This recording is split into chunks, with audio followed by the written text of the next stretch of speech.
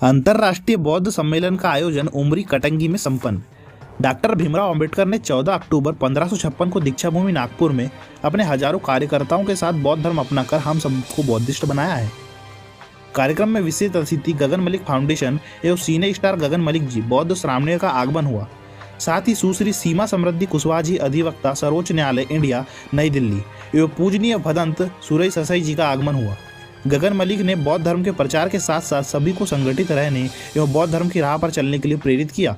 साथ ही कहा कि किसी भी व्यक्ति को बौद्ध धर्म में संबंधित विषय पर अध्ययन एवं दीक्षा लेकर धम्म की राह पर चलने वालों को विदेशों में अध्ययन के लिए गगन मलिक फाउंडेशन हर संभव मदद करेगी।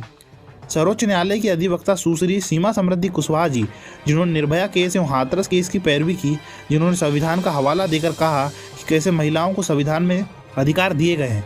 विशेष रूप से कार्यक्रम पूज्य भदंत रेवत बोधि भिलाई, पूज्य भदंत रेवत धम्मो नागपुर, मोहनराव वाकोड़े, नितिन गजबी नागपुर, PS खोबरागड़े नागपुर, प्रवीण कामड़े नागपुर, अनिरुद्ध तुफारे सौसर, सचिन मेश्राम बालाघाट, सविता उके गोंदिया महाराष्ट्र, हेमंत कुमार हिरोले इंदौर। कार्यक्रम में विशेष राष्ट्रीय कीर्तनकार सुप्रसिद्ध सप्त खंजरी वादक सत्यपाल जी महाराज का प्रबोधन का आयोजन किया गया।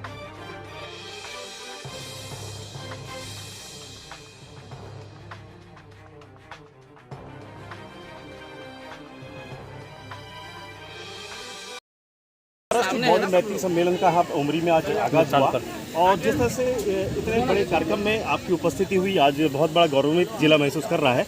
इसको लेकर के जो जनता के प्रति उत्साह रहता है और बौद्ध धर्म का प्रचार प्रसार जिस तरह से आप कर रहे हैं, तो इसके बारे में सर हम जानना चाहेंगे। सबसे तो सर आपसे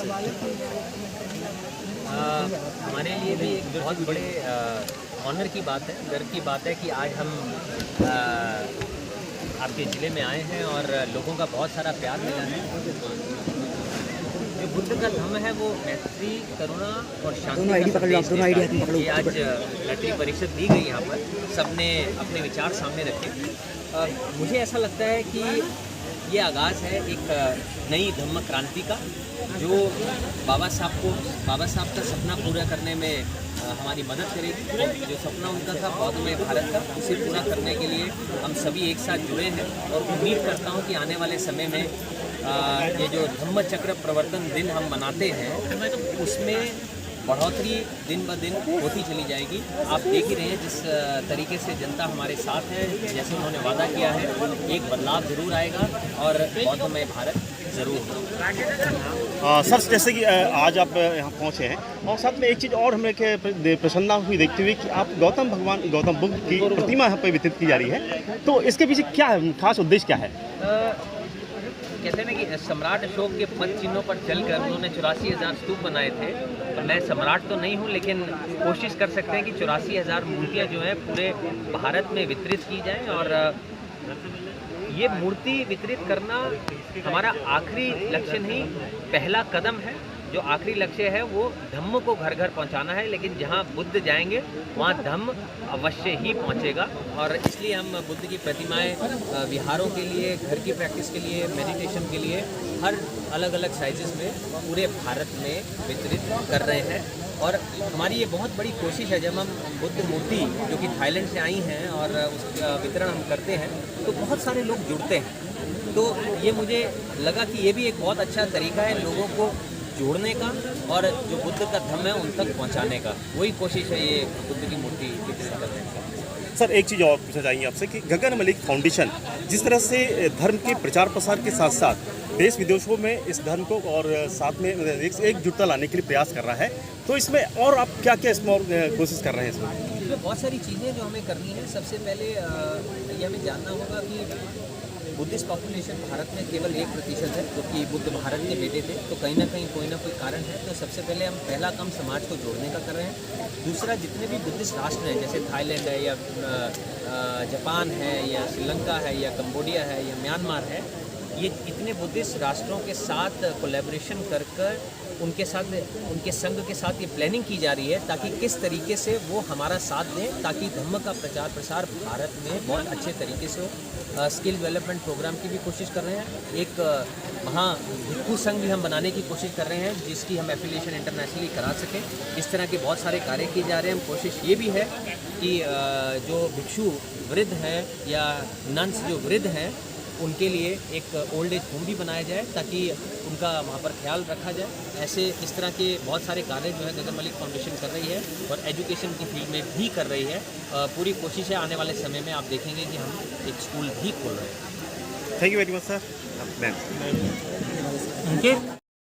मैडम, जिस तरह से महिलाओं पर भारत में जिस तरह से अत्याचार को लेकर के अत्याचार हुए हैं और अत्याचार की लड़ाई में जिस तरह से आपका योगदान रहा है और उसे उन्हें न्याय दिलाने के लिए, तो ऐसे आप क्या संदेश देना चाहेंगे पूरे देश की महिलाओं को और बच्चियों को और जिनको कि जिस तरह से न्याय बढ़ रहा है, ये किस तरह से इससे लड़ा जा सकता है, किस तरह से लड़ा जाएगा?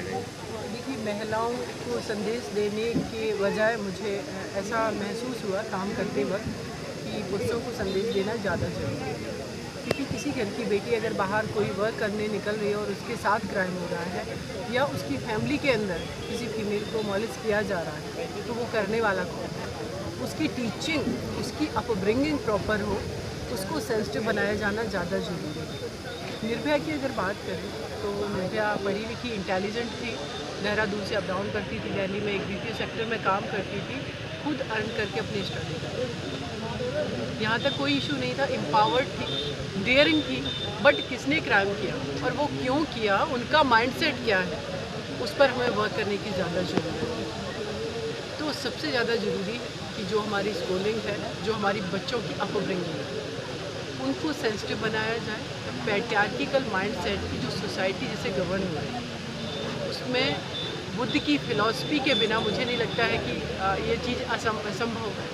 क्योंकि अगर मानवतावाद की बात करें, ये तो जिस भी फीमेल को आप उसको अब्यूज़ कर रहे हैं, उसके अगेंस्ट क्राइम कर रहे हैं, तो आप ह्यूमन बीइंग को भी आप कहीं ना कहीं उसके अगेंस्ट कर रहे हैं। इसीलिए फेमिनिज्म से ज़्यादा मुझे लगता है कि मानवतावाद ज़्यादा जरूरी है, क्योंकि वो भी एक ह्यूमन है। दूसरा, फीमेल को अगर मैं कहूँ तो अगर फीमेल अपने राइट्स की बात करने लगे, वो अपने फ्रीडम की बात करने लगे, अपनी डिग्निटी के लिए फ़ाइट करने लगे, जो उसको फंडामेंटल जो उसके राइट है, कॉन्स्टिट्यूशनल राइट है, लीगल राइट है, या as a human being individually अगर वो अपने लिए फ़ाइट करना शुरू करें, तो इस देश का पूरा फैमिली का जो स्ट्रक्चर है वो चरमरा जाएगा। और फैमिली का जो स्ट्रक्चर है ये कहीं ना कहीं फीमेल के इसके शोषण हरासमेंट पे टिका हुआ है। बहुत कम ऐसी फैमिली है जो अपने परिवार की उस फीमेल को इक्वल राइट देकर के आगे निकालती है। तो बहुत ज़्यादा आवश्यक है कि फीमेल को एम्पावर्ड करने के साथ साथ मेल पर्सन अपना माइंडसेट बदले। फीमेल बहुत आगे निकल चुकी है। लास्ट में ओलंपिक गेम हुए, हमने देखा लिमिटेड अपॉर्चुनिटी में हमारी देश की बेटियों ने बेटों के बराबर इक्वल भागीदारी देकर के मेडल कंट्री के लिए लेकर के आए। लिमिटेड अपॉर्चुनिटी, अगर आप देखेंगे निकल जाएंगे, नुक्कड़ पर डिस्कशन करते हुए हमारे बेटे मिलते हैं, और जब वही बेटे जब किसी कोई बेटी निकल रही होती है उसके ऊपर छींटाकशी करते हैं। फील्ड में क्रिकेट खेलते हुए, बास्केटबॉल खेलते हुए बेटे दिखते, कभी बेटियां नहीं दिखती। जब देश के लिए मेडल लेने की बात आती है तो उनकी इक्वल भागीदारी। इट मीन्स कहीं ना कहीं हम अपने देश की 50% एनर्जी, टैलेंट को दबा रहे हैं और कंट्री को भी पीछे कर रहे हैं। उनका इक्वल अगर आप उनको अपॉर्चुनिटी देंगे, रिप्रेजेंटेशन देंगे, तो फीमेल के अगेंस्ट होने वाले क्राइम भी रुकेंगे। और जो डिसफंक्शनल सोसाइटी है इसमें भी बहुत सारा चीज़ें मॉडिफाइड होंगी, तो एक कंट्री भी आगे बढ़ेगी, एक अच्छी सोसाइटी बनेगी। तो फीमेल के लिए सब करना बहुत ज़रूरी है। मैडम, साथ में एक चीज़ और जानना चाहूँगा कि जिस तरह से परिवारों में जिस तरह से घरेलू हिंसा के कुछ केसेस सामने आ रहे हैं, इन सभी से बचने के लिए क्या उपाय किए जा सकते हैं, क्या इसमें सुझाव है? देखिए, कभी भी किसी भी पावरफुल पर्सन के ऊपर कोई अत्याचार नहीं करता। पावरफुल कई एक तरीके से होते हैं, एकेडमिकली स्ट्रॉन्ग है, फिनांशली स्ट्रॉन्ग है, सोशली, मेंटली एंड फिजिकली। जो पर्सन इस सारे एस्पेक्ट को देख करके अगर वो स्ट्रॉन्ग है तो उसके ऊपर अत्याचार नहीं होगा। अत्याचार किसके ऊपर होता है? जो निर्बल है। अगर हमने आज की डेट में फीमेल को फिनांशली स्ट्रॉन्ग बना दिया, उसके फादर की प्रॉपर्टी में उसको इक्वल राइट दे दिया, उसकी अच्छी एजुकेशन है जिससे वो जॉब कर पा रही है, वो एम्पावर्ड है। अगर ये सारी चीज़ें होंगी तो वो मेंटली भी स्ट्रॉन्ग होगी, इमोशनली भी स्ट्रॉन्ग होगी, तो फिर उसके अगेंस्ट में होने वाला हरासमेंट रुकेगा, क्राइम रुकेगा। तो जो उसकी रूट है हमें उस पर काम करने की ज़रूरत है। लेकिन आज भी हमारी कंट्री में, मैं पूरे भारत की बात कर रही हूँ, 90% फैमिली ऐसी हैं जो अपनी बेटी को प्रॉपर्टी देने में विश्वास करने की जगह डॉरी के रूप में वो पैसा देती हैं, जो पैसा एक फैमिली से दूसरी फैमिली में ट्रांसफ़र हो जाता, बेटी को कुछ नहीं मिलता। और जब मोलेस्टेशन उसका होता है तो इसी देश की कोर्ट में मैंने देखा है 5,000 रुपये अपने बच्चे की फ़ी मांगते हुए कोर्ट के थ्रू की मेंटेनेंस दे दे वो पति जो उसके ऊपर अगेंस्ट उसके क्राइम कर रहा है। तो अगर वो पर्सन क्राइम कर रहा है तो उसका बेटा जिसके पैसों की वजह से अच्छी एजुकेशन नहीं हो रही, फीमेल जो है उसका वो अपने आप को नहीं डेवलप कर पा रही, ग्रो नहीं कर पा रही, तो ये पूरी सोसाइटी का सवाल है। वो इंडिविजुअल उस पर्सन का तो है ही, लेकिन इन सारी चीज़ों का है। तो मुझे लगता है कि सब लोग मिलकर के फीमेल के लिए काम करेंगे तो ज़्यादा बेहतर है। थैंक यू मैडम, बालाघाट जिले की बहुत ही गौरव की बात है, आप यहाँ पहुँची हैं और जनता में खुशी रही है। अंतर्राष्ट्रीय बौद्ध मैत्री सम्मेलन जो है लगातार 12 वर्षों से यहाँ पे हो रहा है, आप कैसा महसूस कर रही है? जिले में आने के बाद में कैसा महसूस कर रही है? बालाघाट के और कटंगी के लोग बहुत प्यारे हैं। मैं यहाँ पर कल नाइट में ही आ गई थी, करीब 11 साढ़े 11 बजे। लोग जाग रहे थे, सम्मान दे रहे हैं। लगातार मैं सुबह से लोगों से मिल रही हूँ, बहुत अच्छे लोग हैं, बहुत प्यारे लोग हैं। मुझे यहाँ आके बहुत अच्छा लगा।